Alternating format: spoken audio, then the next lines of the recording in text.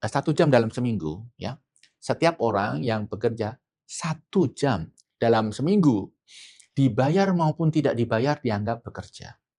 Bentar, ini masyarakat perlu mencerna informasi ini. Iya, Hanya 1 jam dalam seminggu, seminggu. dibayar atau tidak dibayar, itu dianggap Ya. Jadi, mereka yang bekerja di bawah 35 jam seminggu, itu bisa kita identifikasi sebagai penganggur atau mereka yang pengangguran tidak kentara.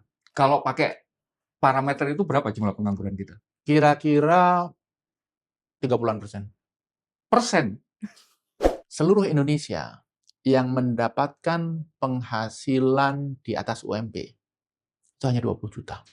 Seluruh Indonesia. Seluruh Indonesia. Sisanya itu di bawah itu. Itu kapan sampai membuat kita itu kapal itu benar-benar mandek gitu? Saya rasa 2027 itu saat yang kritikal. Karena hutang meningkat, kemudian pada saat yang bersamaan pendapatan juga tergerus.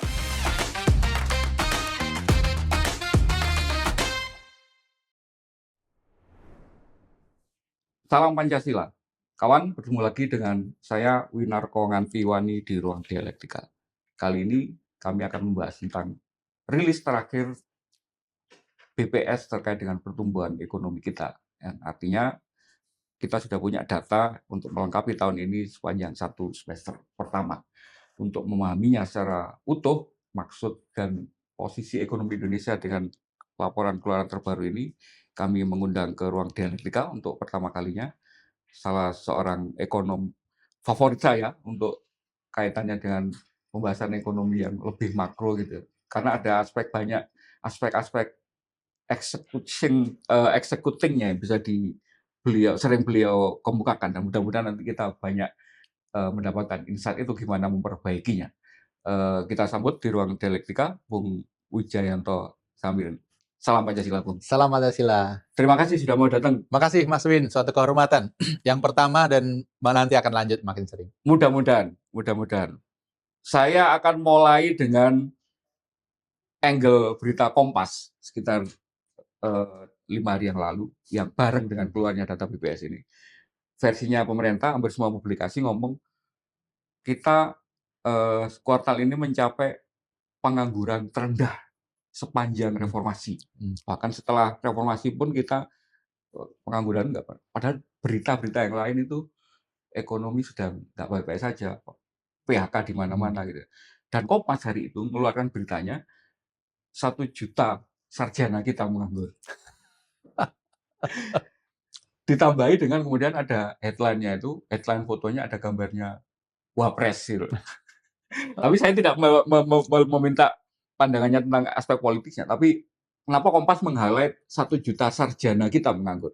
Artinya pemerintah kan sekarang sedang membanggakan 2 hal. Pertama, capaian pertumbuhan kita cukup tinggi dibandingkan dengan negara-negara lain.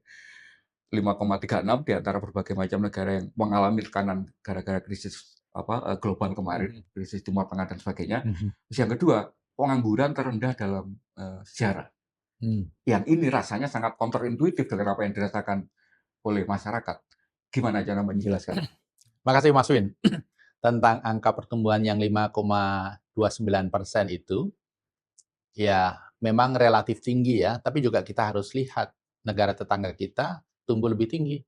Misalnya Vietnam itu 8,4%, kemudian Malaysia 5,8%, Singapura yang sudah sedemikian kaya itu 5,7%, India yang begitu besar, begitu kompleks itu kira-kira akan tumbuh 7%. Kita 5,29%, ya kita boleh lega. Tapi kalau bangga berlebihan rasanya too much gitu ya, karena banyak yang lebih bagus juga dari kita. Nah, yang diangkat oleh Kompas itu menarik. Saya rasa Kompas sedang mencoba mengangkat kontradiksi. Narasinya bagus, tapi kenapa realita di lapangan tidak seperti itu? Ada disconnect antara data dengan realita.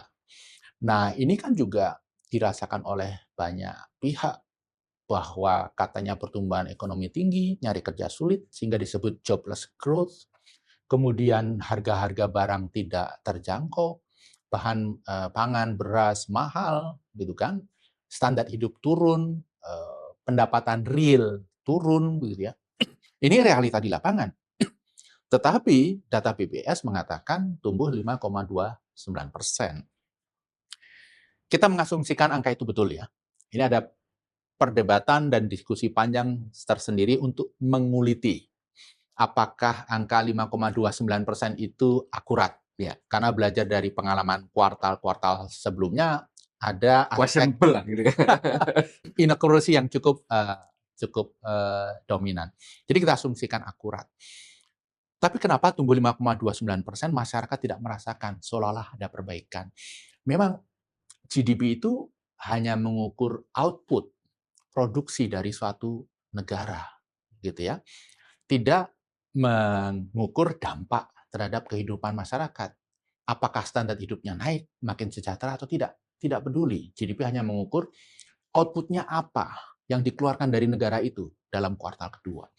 Sehingga seorang ekonom yang merupakan idola saya, Joseph Stiglitz, itu mengatakan GDP doesn't measure anything that make life worthwhile.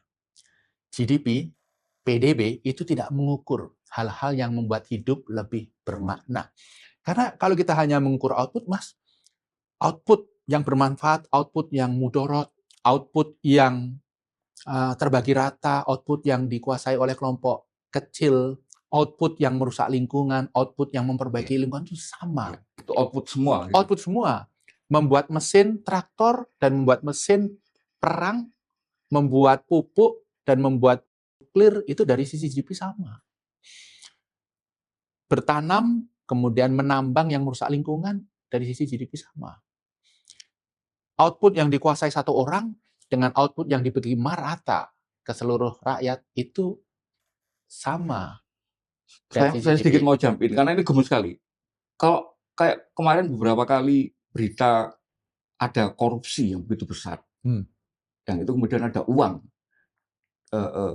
emas, emas batangan, mata uang dolar, yang itu gede banget. Itu kan juga output dari sebuah proses produksi.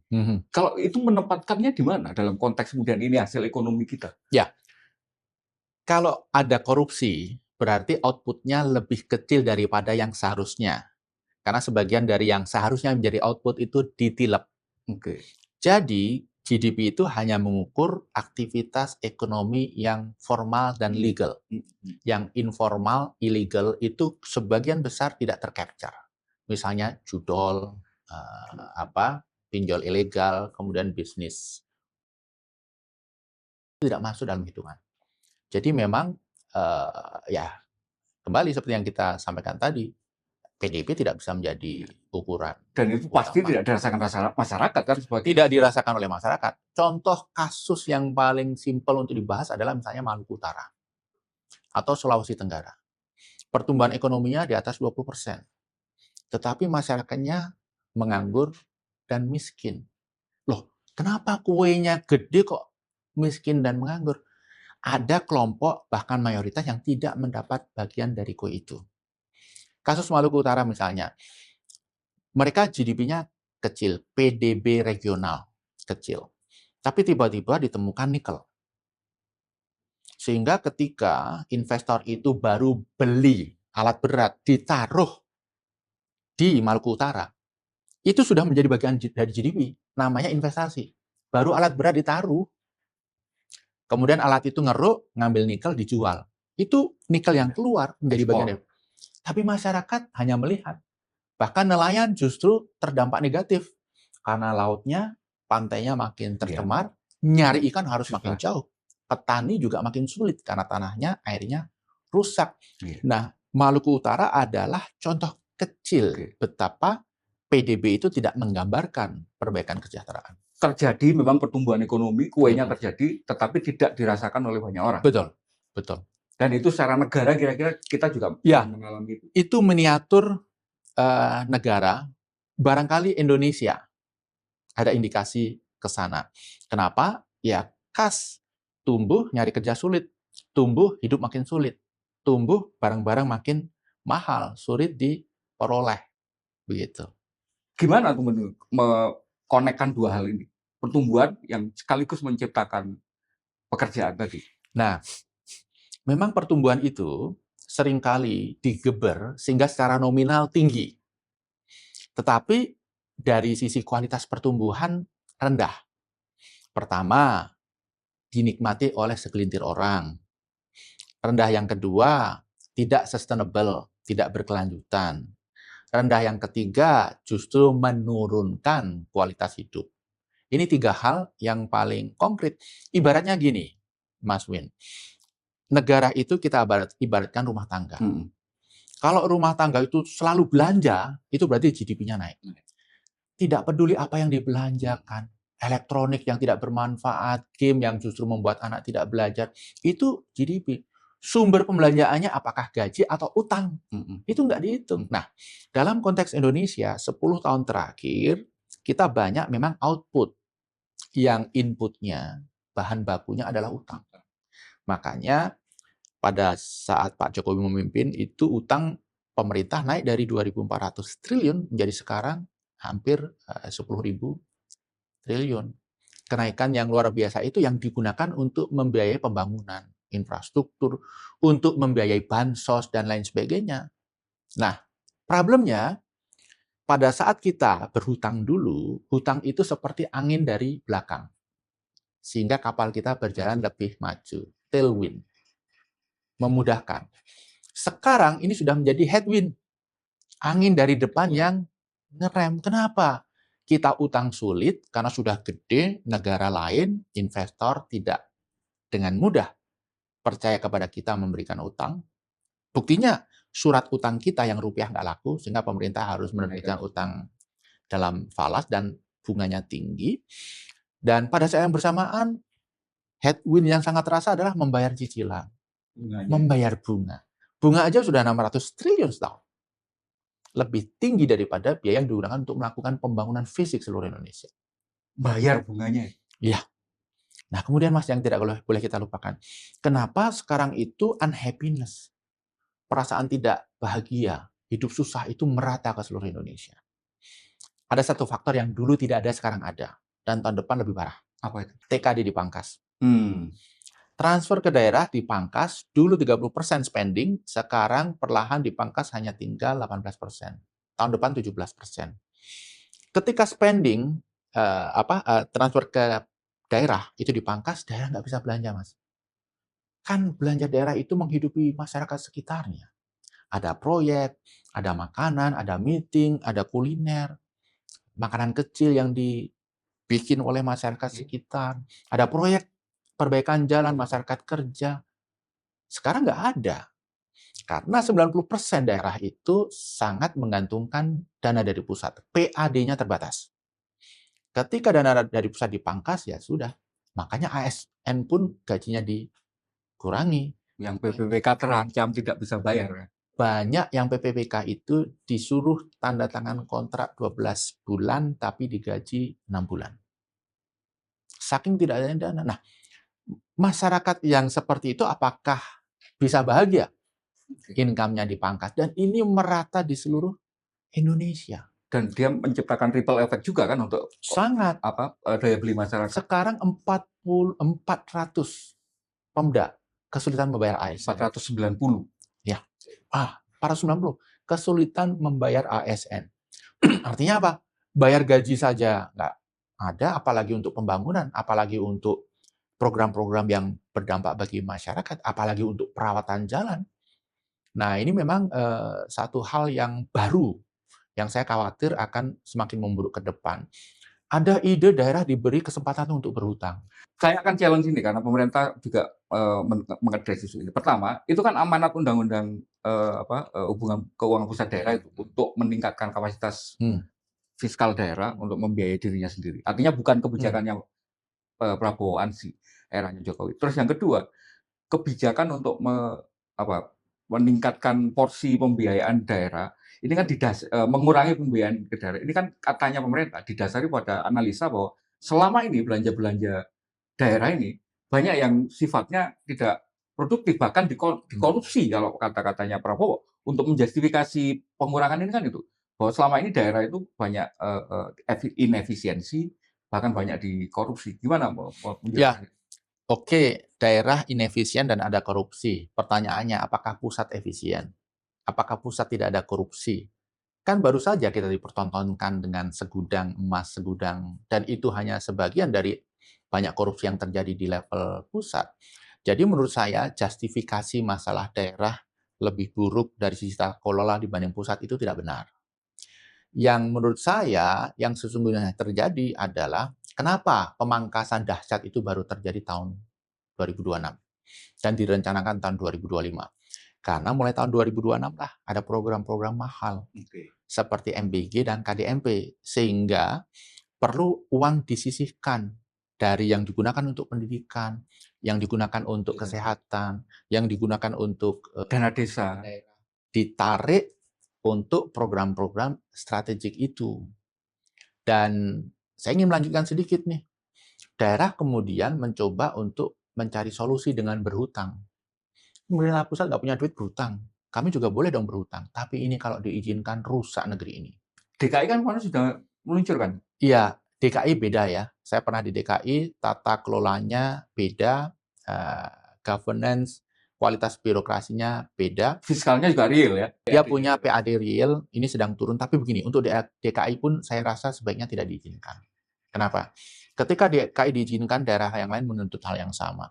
Dan kita tahu, mungkin akan muncul budaya baru, di mana kepala daerah itu berhutang sebanyak-banyaknya untuk membuat rakyat senang, nanti yang membayar penggantinya.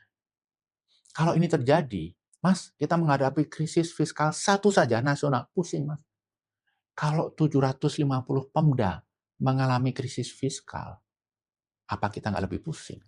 Kemungkinan terburuknya ketika ada satu daerah misalnya mengeluarkan obligasi ternyata gagal bayar misalnya, kemungkinan terburuknya apa? Kemungkinan terburuknya, ya, dia tidak bisa melakukan pembangunan. Karena begini, yang bisa dijaminkan oleh Pemda ini adalah penerimaan tahun depan. Ini tiru-tiru pemerintah nih. KDMP dibiayai oleh dana desa, dicicil oleh dana desa selama 6 tahun ke depan. Ini sama juga Pemda. Saya menerbitkan surat utang, nanti dibayar oleh transfer daerah selama 6 tahun ke depan. Nyontoh ini, nyontoh pusat. Tapi begini permasalahannya, TKD belum tentu naik ke depan. Kalau sudah dikurangi lagi dengan untuk membayar bunga dan pokok, rakyat dapatnya apa? Jadi kalau saya melalui podcast ini, semoga ini para pihak mendengar, jangan sekali-kali diizinkan Pemda menerbitkan surat utang. Begitu diluncurkan, yang lain menuntut, sulit menyetop, dan ini akan menjadi turbulensi massal. Kotak Pandora ya. Betul istilah yang tepat itu. Jadi semua akan niru, semua keburukan juga akan terjadi bersamaan gitu. Lantas kalau fokus ke situ misalnya, apa yang bisa dilakukan pemerintah daerah dengan mereka selama ini memang kemampuan fiskalnya terbatas, nggak dibangun memperkuat SOE, BUMD misalnya. Daerah tingkat 1 provinsi itu penerimaan terbanyak dari bahan bakar, pajak bahan bakar, dan transportasi kendaraan. Tapi bagaimana dengan daerah yang tidak banyak kendaraan? Jakarta banyak kendaraan, banyak jual beli BBM. Daerah tingkat 2 itu dari PBB dan dari galian C dan retribusi kecil-kecil itu. Tapi bagaimana dengan daerah yang tidak punya tambang? Bagaimana dengan daerah yang penduduknya sedikit, yang tanahnya ya hanya digunakan untuk pertanian gitu, PBB-nya kecil. Jangan sampai kemudian pemerintah menaikkan daerah ya, menaikkan PBB hingga 200%, 400% seperti Pati, sehingga masyarakat bergolak gitu. Nah, solusinya kalau menurut saya adalah kita runut ujung pangkalnya. Apa sih TKD yang dipangkas mendadak? TKD harus dinaikkan. Yang kurang sekarang ini harus ditutup oleh pemerintah pusat, tanggung jawab pusat ini. Kemudian, kenapa TKD dipangkas? Program strategik yang mahal itu. Jadi, kalau Pak Prabowo punya legowo untuk mau memangkas program-program besarnya itu, ini solusi terhadap banyak hal itu sebenarnya otomatis terjadi. Dan ke depan begini, Mas. PAD itu kecil, Pemda sulit kreatif. Kenapa? Banyak potensi pajak itu ditarik ke pusat. Sehingga formulasi pajak penerimaan yang menjadi hak pusat dan daerah itu ke depan harus diatur secara lebih fair. Itu kan satu efek dari Undang-Undang Cipta Kerja yang tidak banyak dibahas kan, apa dampak resentralisasi dari ijen-ijen itu ya. Sekarang baru kerasa gitu ya. Betul, betul. Jadi gini, bolehlah prosesnya melalui pusat, tambang ini segala macam. Karena kalau daerah ngeluarin kan juga kadang-kadang sulit dikontrol tuh. Tetapi hak atas royalti, hak atas pajak harus fair, jangan semuanya ke pusat. Izinnya boleh lewat pusat untuk mengontrol. Ya makanya selama ini kan itu diasumsikan sudah berjalan dengan dana bagi hasil apa pertambangan, dana bagi hasil cukai dan sebagainya itu kan. Daerah penghasil otomatis akan mendapat porsi lebih. Tapi gara-gara tahun ini dan kemarin itu banyak diefisiensi, akhirnya itu yang dihajar semua gitu kan. Tapi saya kembali ke BPS, data BPS dulu sebelum kita ngomong ke program-program tadi. Yang juga kemudian data yang rasanya juga Bung Wijaya juga beberapa kali menyampaikan kualitas ketenagakerjaan kita. Itu kan kemarin semakin kontras datanya dari tenaga kerja kita, komposisinya ternyata 60% informal dan gig ekonomi itu, yang formal hanya nyisa 10%. Dan itu pun setiap tahun per semester ini sudah 126.000 PHK itu, Apindo itu. Artinya akan semakin menurun kan porsi untuk pekerja formal ini. Iya, kalau kita lihat data BPS dengan asumsi ini benar ya, sebenarnya kita juga melihat deindustrialisasi tetap terjadi. Karena pertumbuhan sektor manufaktur itu lebih rendah daripada pertumbuhan GDP. Yang kedua, kita juga melihat pertanian itu hanya tumbuh 3,8%. Padahal ini mempekerjakan 28% populasi Indonesia. Jadi sektor ekonomi terbesar kita ya. Jadi dua ini yang kita harapkan bisa menjadi penopang kesejahteraan itu agak tergerus kapasitasnya. Nah, kalau manufacture jelas pekerjaan berkualitas itu mayoritas dari manufacturing industry. Labor yang mendapatkan UMP itu mayoritas dari manufacture. Jaminan macam-macam itu kan. Kalau ini tergerus, maka ya semakin tergerus sudah daya beli masyarakat kita. Mas Win, seluruh Indonesia yang mendapatkan penghasilan di atas UMP itu hanya 20 juta. Seluruh Indonesia. Seluruh Indonesia. Sisanya itu di bawah itu. Dan yang memberikan gaji di atas UMP itu mayoritas manufacturing. Kalau manufacturing pergi, kita harus siap terjadi ledakan pekerjaan informal. Pekerjaan informal itu apa? Pekerjaan yang tidak ada kejelasan status, tidak ada kejelasan income, tidak ada kejelasan jaminan sosial. Misalnya, akhir-akhir ini kalau kita keluar nyetir, itu semakin banyak orang di pinggir jalan kan? Polisi cepek, jualan asongan. Itu salah satu contoh informal. Starbucks keliling, itu contoh informal. Kalau saya komunikasi dengan teman-teman pengusaha, Kadin ataupun Apindo, kebetulan saya Dewan Pakar di Apindo, pekerja informal itu sudah di atas 70%. Bukan 60% lagi. Dan pekerja informal ini selain tidak menjanjikan kepastian juga sangat sedikit membayar pajak. Kalau ini makin dominan, dampaknya penerimaan negara juga makin surut. Dan gini Mas, kita jangan terbuai dengan angka pengangguran yang hanya berapa? 7,22 juta atau 4,65% tingkat penganggurannya. Karena kita menggunakan standar yang sangat rendah.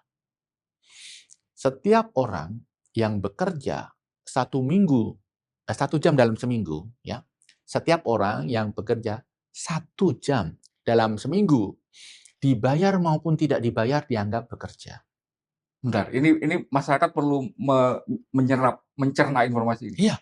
Hanya 1 jam dalam Seminggu, dibayar atau tidak dibayar, itu dianggap. Ya. Jadi kalau yang nganggur itu 7,2 juta, kita jangan happy dulu.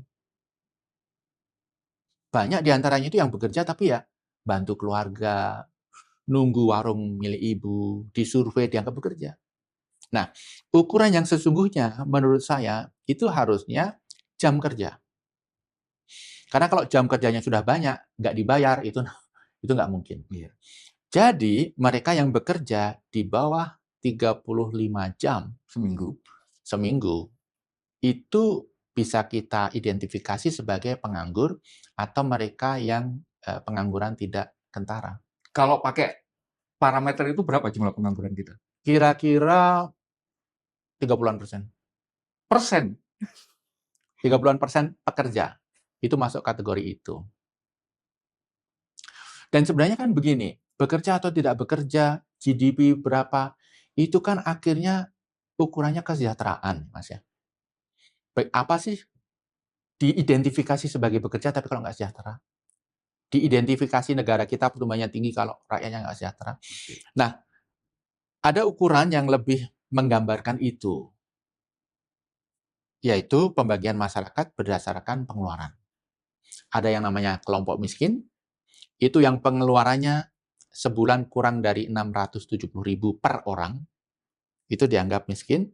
Kemudian rentan miskin, itu 670.000 sampai 1 juta. Kemudian menuju kelas menengah, 1 juta sampai 2 juta. Kelas menengah, 2 juta sampai 10 juta. Kelas atas, di atas 10 juta. Jadi, yang dianggap kelas atas di Indonesia, yang total jumlahnya cuma 1 juta, itu yang pengeluarannya per orang di atas 10. Rendah sekali kan? Kelas menengah itu per kapita pengeluarannya 2 juta per bulan, 2, sekian angka yang terbaru. Rendah sekali kan? Kalau begitu driver ojol yang menikah belum punya anak, yang income-nya kira-kira kalau di Jakarta ini sudah bisa 4,55 juta, itu kelas menengah loh Mas. Jadi seringkali begini, angka kita bagus karena definisi kita itu terlalu rendah. Mohon maaf, kemiskinan juga turun. Kenapa? Angka garis kemiskinannya kan 6.700. Dengan bansos yang tidak begitu mahal, itu sudah ada puluhan juta yang keluar dari itu menjadi sedikit di atas garis kemiskinan walaupun masih miskin, yang kita sebut rentan miskin. Terkait masalah definisi, ini menarik Mas. Kita ini sebagai negara itu sudah menjadi negara penghasilan menengah atas. Jadi sudah sekitar 5 ribuan. Menurut definisi World Bank, kalau kita sudah di level ini, garis kemiskinan kita adalah 8,3 US dollar per hari per kapita. Purchasing power parity, 8,3. Kalau yang masyarakat menengah bawah, negara menengah bawah, itu pakai 4,2 US dollar per kapita per hari PPP. Kita yang sudah di level ini, ukurannya masih di bawah 4,2. Kalau 4,2 itu ketemunya 690.000. Kita masih 670. Jadi kembali ukuran kita dengan standar internasional itu juga. Jadi secara profil PDB, bukan PDB itu pendapatan per kapitanya kita harusnya pakai standar. Iya, 8,3 dolar per hari. Kalau pakai itu berapa Mas yang miskin? Berapa? 60%.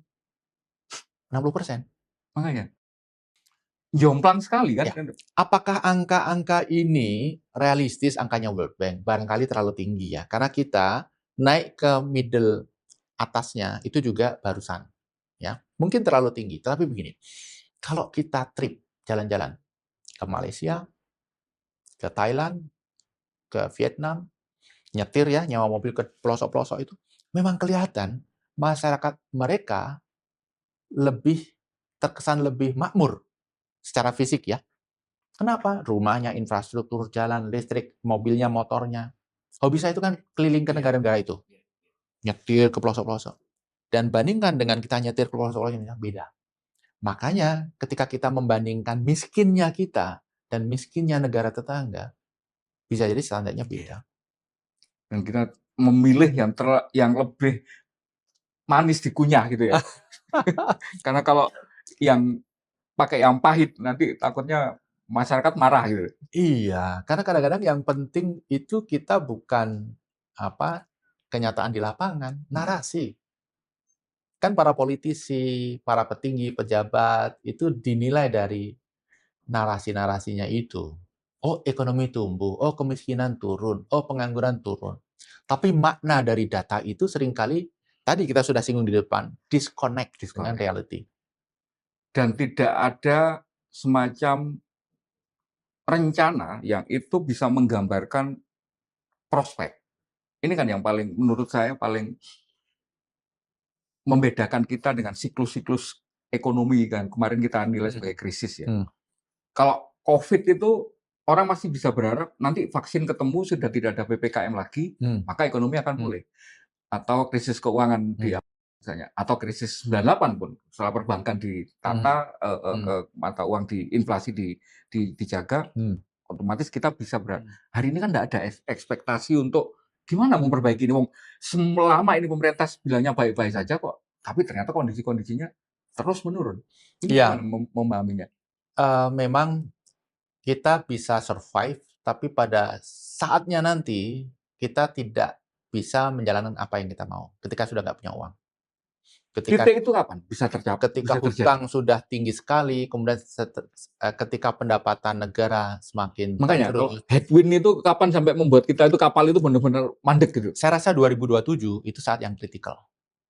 Karena hutang meningkat, kemudian pada saat yang bersamaan pendapatan juga tergerus karena deindustrialisasi. Kemudian tahun 2027 itu kita akan diuji apakah bisa menjaga stabilitas rupiah, apakah surat utang kita itu masih bisa laku. Karena pada tahun 2027 banyak negara juga melakukan hal yang sama. Mereka membutuhkan dana, sehingga melakukan sama aktivitas menerbitkan surat utang global. Gini, yang domestik, yang rupiah sudah tidak laku. Global, bagaimana kalau global sudah tidak laku lagi? Kita akan membayar utang dengan apa? Karena selama ini membayar bunga pun kita pakai utang. Membayar pokok, kita pakai utang baru. Kalau ini tidak laku, bagaimana? Begitu. Makanya di sini kredibilitas rupiah penting. Kenapa? Ya ini yang membuat investor asing itu mau untuk berinvestasi ke Indonesia, termasuk dalam bentuk surat utang. Nah, kembali ke pertanyaan Mas Win tadi. Apa ke depan itu ada apa? Iya, bisa diharapin gitu, bisa diantisipasi sebagai ada sinar gitu. Jadi begini, seringkali orang mengatakan, katanya akan krisis, tapi kita baik-baik saja. Katanya akan krisis, kita baik-baik saja. Sebenarnya yang saya khawatirkan terjadi di Indonesia adalah bukan kita krisis kemudian kolaps, tapi kita perlahan mengalami degradasi. Kita turun kasta. Ketika kita muda kuliah, kita itu satu level dengan Thailand dan Malaysia. Di atas kita Singapura. Kalau kita berdebat dengan teman tentang ekonomi, kita membandingkan tuh Indonesia Malaysia. Vietnam di bawah, Filipina. Mereka di atas kita. Kita kasta ketiga bersama dengan Vietnam dan Filipina. Mas tahu Vietnam kenceng ini melakukan perbaikan, industrialisasi, inovasi. Filipina ini negara yang terkoyak lama. Kalau kita ke sana ketemu dengan pengusaha, dengan civil society, ada giroh semangat baru untuk bangkit. Jadi mereka ada optimisme. Bahkan atlet tenis mereka Eala yang kemarin masuk ranking 20 itu menjadi simbol kebanggaan gitu. Jadi ada begitu banyak good news terjadi di Filipina, mereka bangkit. Yang saya khawatir Mas, 5 tahun lagi kita turun kasta keempat dengan Myanmar, Kamboja, Laos, Timor Leste. Nah, ini yang kita tidak inginkan gitu.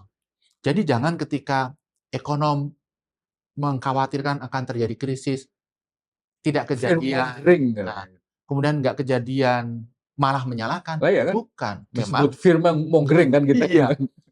Pengamat, ekonom, podcaster, itu mengingatkan supaya jangan sampai terjadi. Nah, situasi kita sekarang seperti apa? Kita ambil program strategik itu sebagai miniatur, memotret program nasional kita yang digawangi oleh Pak Prabowo. Misalnya KDMP. Saya itu termasuk yang memantau KDMP dari titik nol.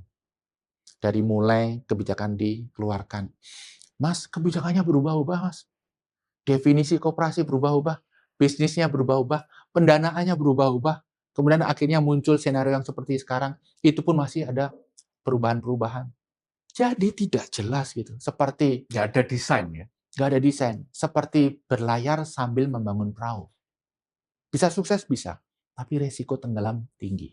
Kalau kemarin saya baru dapat analogi yang menarik. Lari sambil sepatunya baru ngikat talinya. Jelungup gitu. Jalan 2 langkah sudah jelungup duluan gitu. Betul. MBG sama saja. Ya kita apresiasi, dikoreksi. Tapi kita kan kemudian berpikir, kalau koreksinya itu dilakukan pada saat desain dijalankan, pada saat planning kan nggak perlu keluar uang banyak, nggak perlu ada koruptor kelas kakap yang tertangkap, tidak perlu ada puluhan triliun yang hilang percuma. Jadi ini resiko kita menjalankan konsep reverse planning, diputuskan dulu baru Saya akan direncanakan. pakai men-challenge dengan argumennya pemerintah. Karena kalau nggak gini, kebanyakan FGD, kebanyakan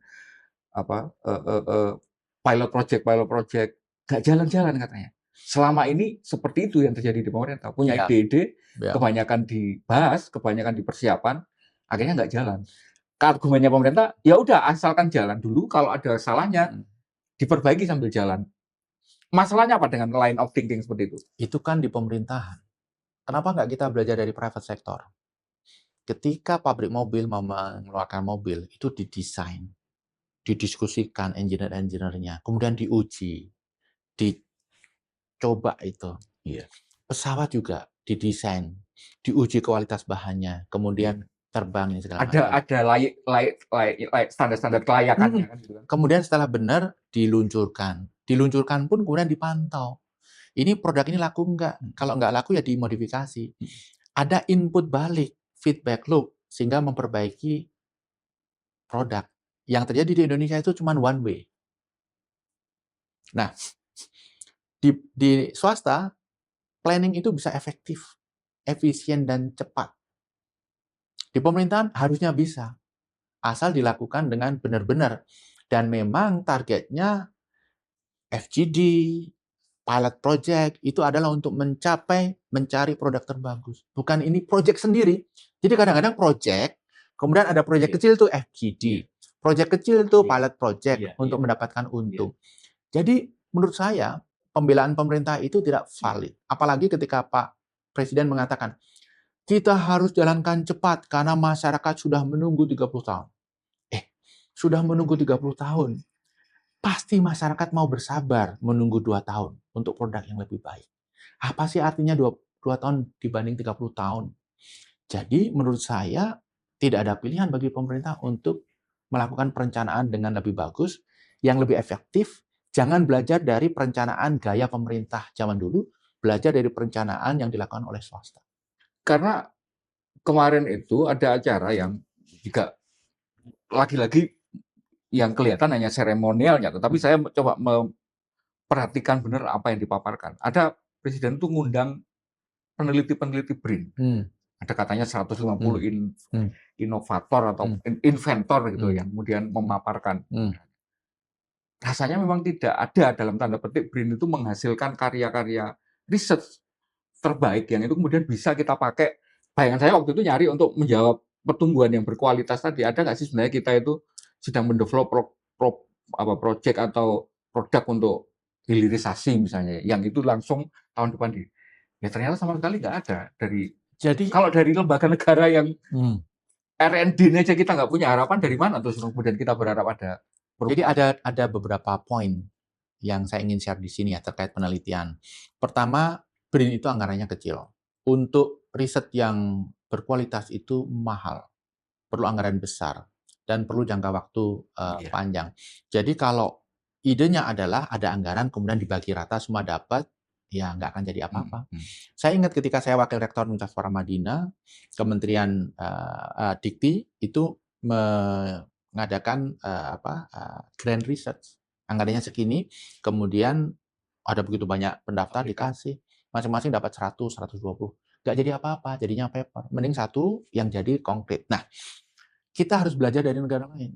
Di negara lain, yang melakukan riset itu korporasi, tapi difasilitasi oleh pemerintah.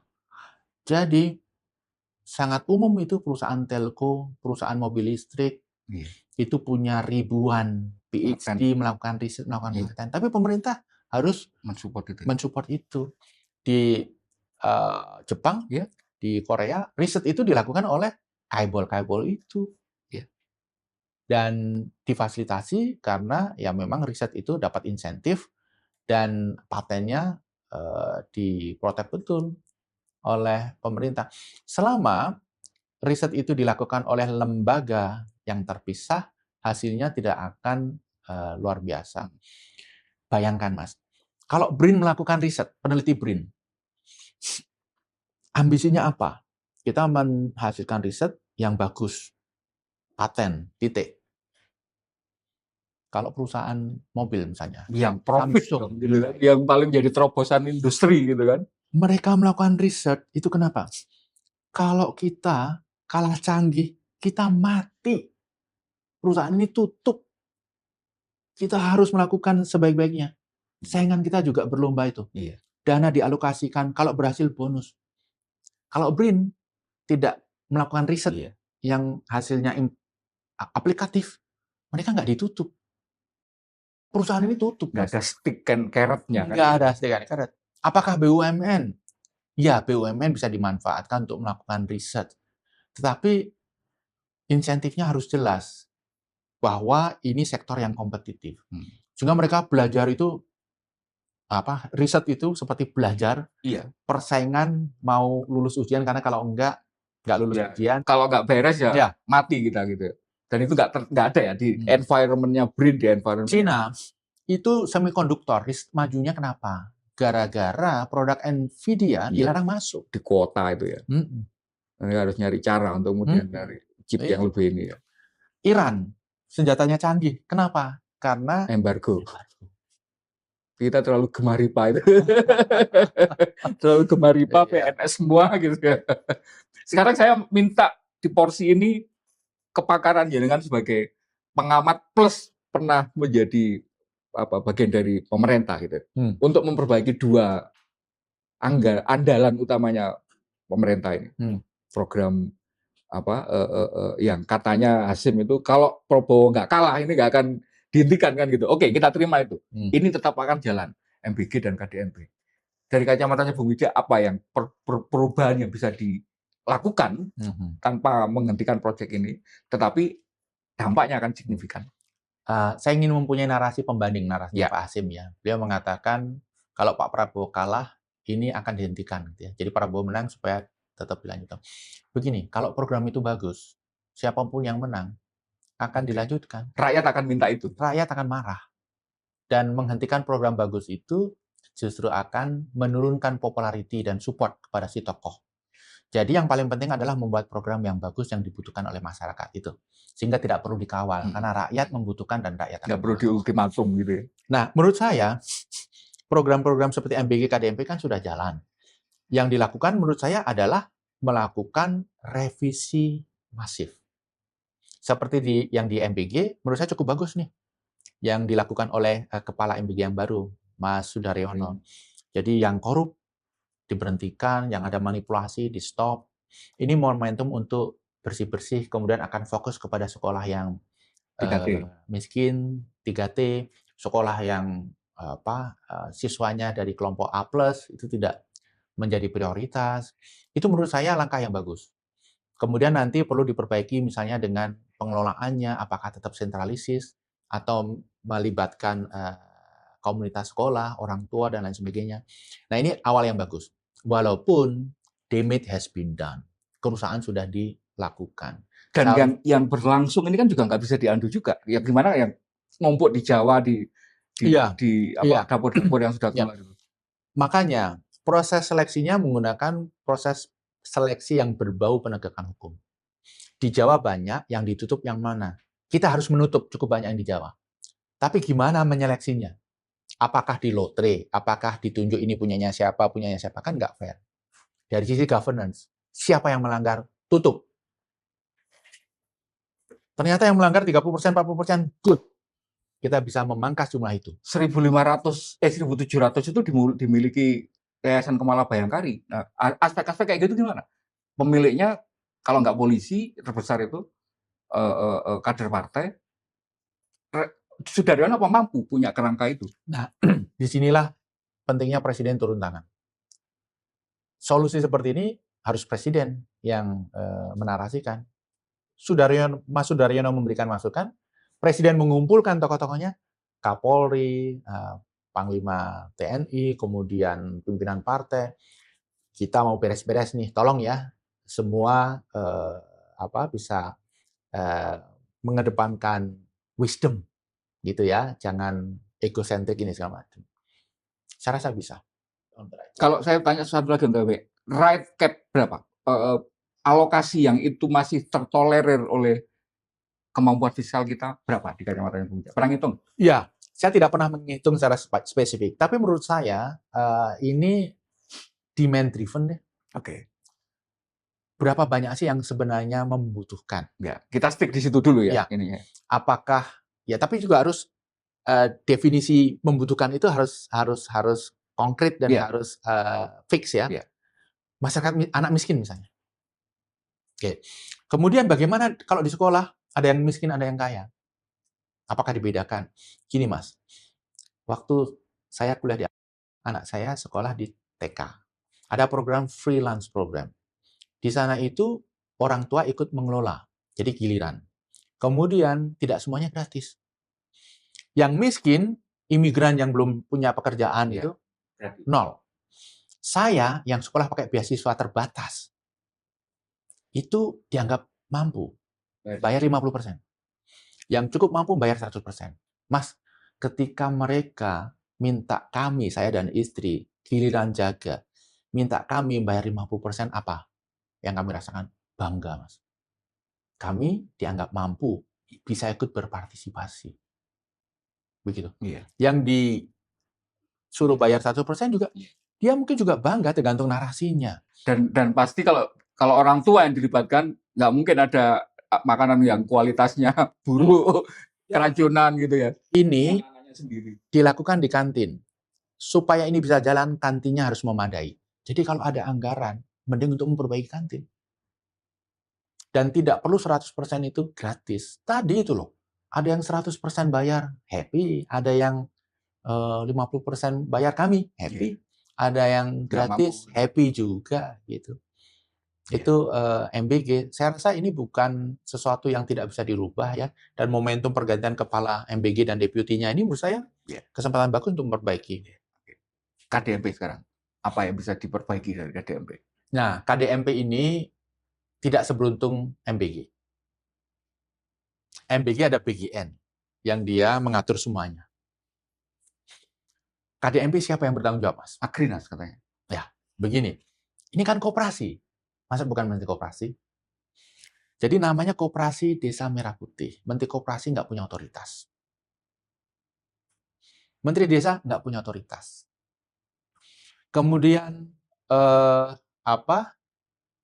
yang ditugaskan untuk mengkoordinir dulu sempat Pak Zulhas, Menko Pangan, yang Menteri Desa dan Menteri Koperasi tidak ada di bawahnya. Beliau tidak punya akar. Dalam praktek di lapangan, yang banyak terlibat adalah Kemenhan. Melalui Agrinas Pangan. Yang ini BUMN, ada di bawah Danantara. Kok bukan Danantara? Ini strukturnya rumit. Sehingga ketika beli mobil, beli motor, kita coba runut prosesnya. Kok banyak yang aneh gitu. Nah, struktur yang rumit ini harus diperbaiki. Kalau tidak diperbaiki strukturnya, jangan harap implementasi di lapangan bisa bagus. Jangan harap ide perbaikan akan jalan. Sarannya gimana? Dengan berbagai macam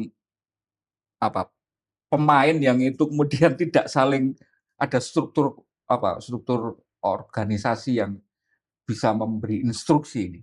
Oke. Sarannya gimana? Kalau kita lihat nature dari bisnis ini koperasi. Oke. Ini bukan upaya untuk ketahanan pangan.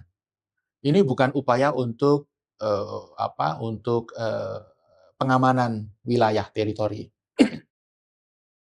Ini juga tidak hanya di desa, karena ada yang di kota, di kelurahan. Yang pas itu adalah Kementerian Koperasi. Oke. Sebagai ininya ya, holdingnya. Usulan saya, Mas, ini perlu ada komite lintas kementerian yang dikoordinir, dikomandoi oleh Menteri Koperasi. Atau Menteri Koperasi sebagai pengampu program ini, kemudian ada komite yang mewakili beberapa kementerian yang menjadi teman diskusi. Termasuk Menhan juga di situ? Oh iya. Kalau ini proyek untuk mensejahterakan rakyat, membangun koperasi, ya perlu pendekatan yang lebih profesional, profesionalisasi tadi. Struktur pertama harus dibenahi. Kemudian yang kedua adalah financing. Nah, ini gimana? Ini kan sudah kadung. Saya tuh berkali-kali ketika diskusi tentang mau mengomentari pemerintah itu, saya teriaknya begini. Kalau dalam konteks kemudian kita persiapan itu nggak ada keluar duit yang sudah kebakar. Ini kan sudah kebakar. Yang 1,6 per gedung itu kan sudah terjadi. Ada yang pinggir hutan, ada yang katanya enak aja ngomong relokasi. Gimana relokasinya mau kan keluar duit lagi, siapa yang mau ngutangin kan gitu. Nah, maksud saya financing ini kan ini sudah jalan. Ini gimana terusan? Ya, sebenarnya kalau sudah keluar seperti ini yang bisa kita lakukan adalah cut loss. Jadi begini, kan dana himbara yang akan dialokasikan ke situ total 240 triliun. Sudah tersalurkan 100 triliun. Ini teman-teman saya di himbara pada takut loh, pada khawatir. Cuman nggak muncul aja di berita. Takut mereka kalau ada apa-apa. Nah, 100 triliun udah keluar. Kalau saya boleh mengusulkan, yang 140 tahan dulu. Stop. Perbaiki dulu semuanya, organisasinya, konsepnya, setelah ini baru jalan. Yang 100 jadi bebannya siapa? Ya, karena sudah jalan ya esis.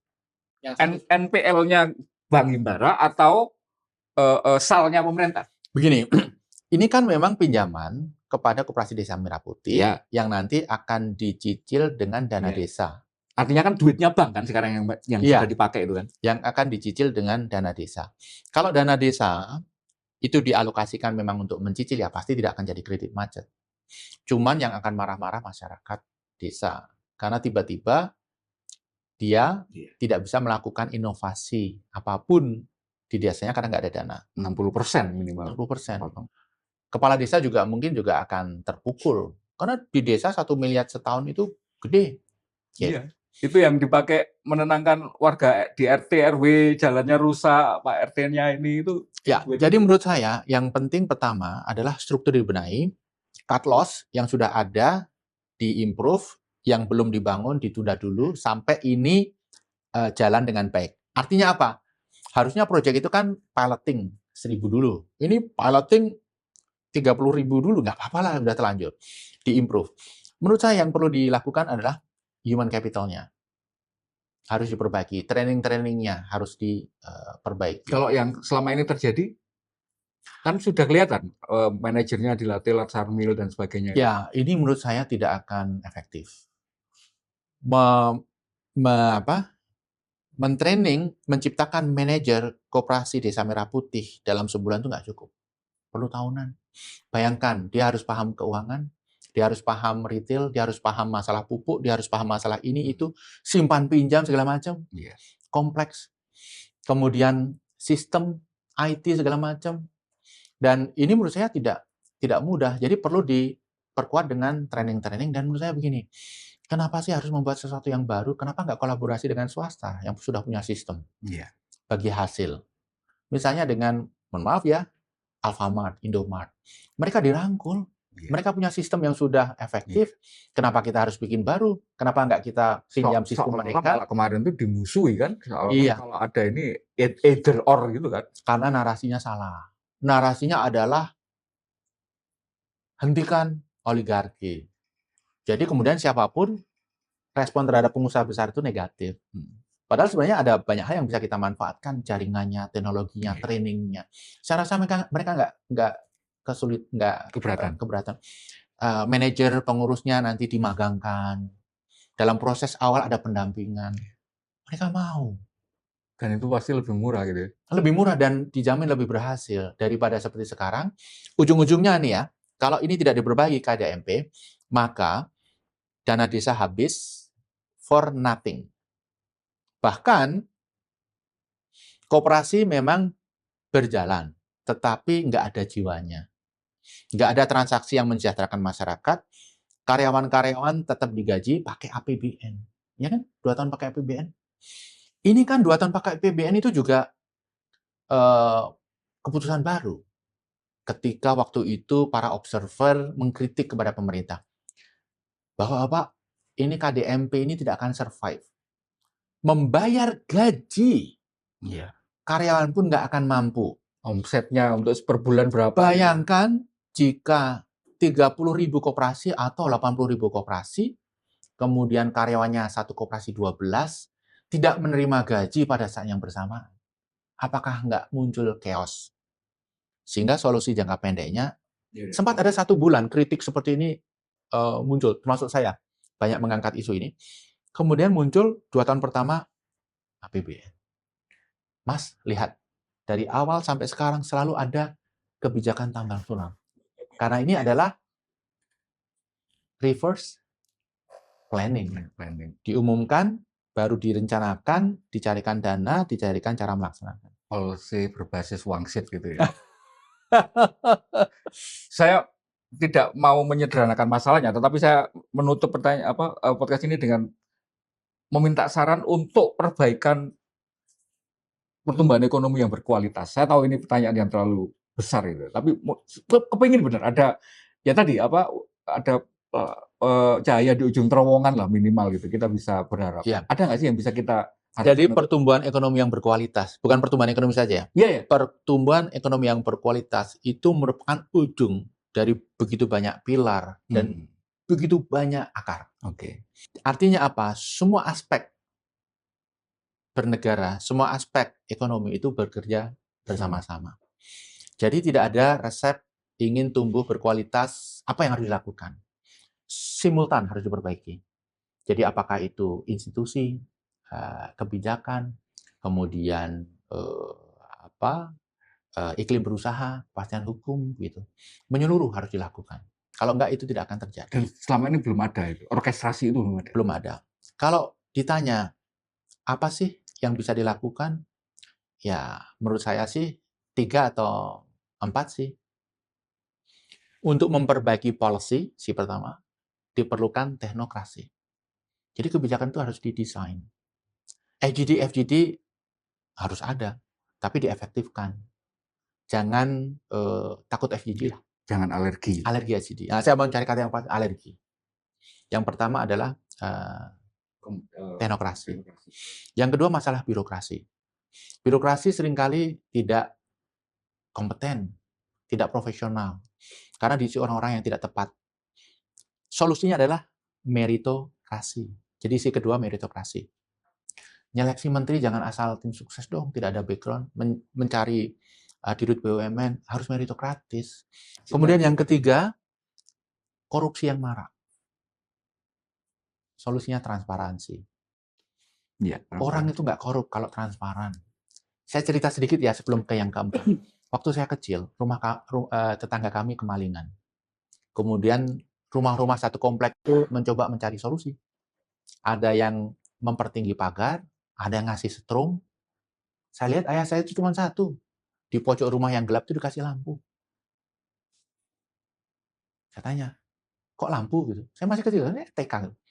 Iya, pencuri itu takut terang. Koruptor itu juga takut terang. Kalau Mas pulang ke komplek atau ke rumah, kemudian nyetir gelap, terus jalan belok, jadi jalan yang gelap tiba-tiba terang. Yeah. Itu Mas lihat itu, tikus lari. Yeah. Kalau gelap mereka nyaman di situ. Tapi kalau terang transparansi. Dan itu dalam konteks birokrasi, konteks perencanaan itu bisa dilakukan. Iya. Jadi 4 C ya. Si pertama adalah teknokrasi, yang kedua adalah meritokrasi, yang ketiga transparansi, yang keempat semua ini tidak bisa jalan dengan baik kalau tidak ada strategi yang bagus terkait dengan komunikasi. Jadi menurut saya 4 C ini harus diterapkan oleh pemerintah ke segala aspek. Karena target kita tidak hanya ekonomi yang tumbuh tinggi, tapi tinggi dan berkualitas. Kalau tumbuh tinggi aja, solusinya lebih simpel. Enak didengarkan, tapi rasanya pemerintah masih sangat jauh dari keempat itu. Ya, karena Mas podcaster, kita semua harus semakin sering menarasikan ini. Dan yang terakhir aja misalnya komunikasi itu selama ini yang menjadi blunder dari ini kan cara komunikasinya presiden. Kemarin misalnya soal transparansi, soal nyambung juga sama meritokrasi. Hasim mengumpulkan 22 ormas untuk menambah dari 100 yang sudah ada itu 80 jadi 102 ormas bergabung di namanya ormas untuk mengawal pemerintah. Di saat ketika kondisi ekonomi iklim investasi kita yang dikeluhkan banyak perusahaan itu adalah ekonomi biaya tinggi. Ini kan lagi-lagi seperti mengadu. Iya, terjadi counterintuitif yang dilakukan oleh presiden. Saya diundang di acara itu sendiri gitu loh. Saya diundang di acara itu, tapi yang memutuskan untuk tidak hadir karena khawatir dipersepsikan lain gitu ya, kalau kita hadir di situ. Dan menurut saya kubu-kubuan ini harus diakhiri. Misalnya kelompok kritis membuat kabinet bayangan, tidak usah dibuat tandingan, ya perbagi aja kabinet yang sesungguhnya ini dengan kinerja. Para kritisi ini, orang-orang kritis ini nggak bisa ngapa-ngapain kok. Power semua ada di pemerintah kok. Mereka nggak perlu takut. Tetapi menurut saya justru kritik-kritik ini harus dimanfaatkan supaya ya pemerintah sendiri memperbaiki diri. Kalau nanti ingin terpilih lagi 2029, upayanya lebih gampang. Dan menarik tadi yang ada gamenya Bung Widaya tadi. Kalau program itu populis itu bagus dan berhasil, sebagai efek apapun perbaikannya tadi ya, orang nanti atau 2029 itu tidak akan menganggap ini sebagai beban, malah rakyat akan meminta ini diteruskan, dan siapapun yang akan bertarung nanti mau nggak mau akan harus melaksanakan itu kan. Contoh program yang bagus tidak perlu dikawal, pasti jalan dan para penggantinya akan memperbaiki terus dan akan seolah-olah memperbaiki ini tuh bagian dari target saya. BPJS. Boleh, itu satu contoh. Transjakarta. Pak Sutioso yang menemukan gubernur-gubernur penggantinya itu selalu ingin berkontribusi memperbaiki. Dan nggak merasa ada nggak kebagian monumen gitu. Iya, itu bagus. Semua mengimprove, kenapa? Rakyat butuh. Kalau ingin dicintai rakyat, improve tuh public transport. Jadi nggak, meskipun masing-masing itu memang punya unggulan, tapi tidak ada yang merasa kayak ngapain saya teruskan, wong itu saya nggak dapat kredit kan gitu. Karena rakyat marah. Rakyat marah gitu. Atau perbaikan KAI yang dimulai oleh Pak Jonan. Sustain itu ya. Dirut diganti terus, dia akan mencoba memperbaiki gitu. Karena begitu rakyat itu sudah merasakan standar yang bagus, terus tahun berikutnya turun, marah pasti mereka. Bung Ija, terima kasih banyak. Saya sudah waktunya kelewatan banyak, tetapi saya catat yang 4C tadi untuk sebagai semacam key takeaway gitu ya, bahwa untuk memperbaiki ini secara keseluruhan mau nggak mau harus berbasis kompetensi, teknokrasi, dibangun dengan meritokrasi, yang ketiga transparansi, dan dikomunikasikan dengan baik kepada publik. Kita ketemu di ruang dialektika berikutnya. Salam Pancasila. Salam Pancasila. Makasih Mas Inarko.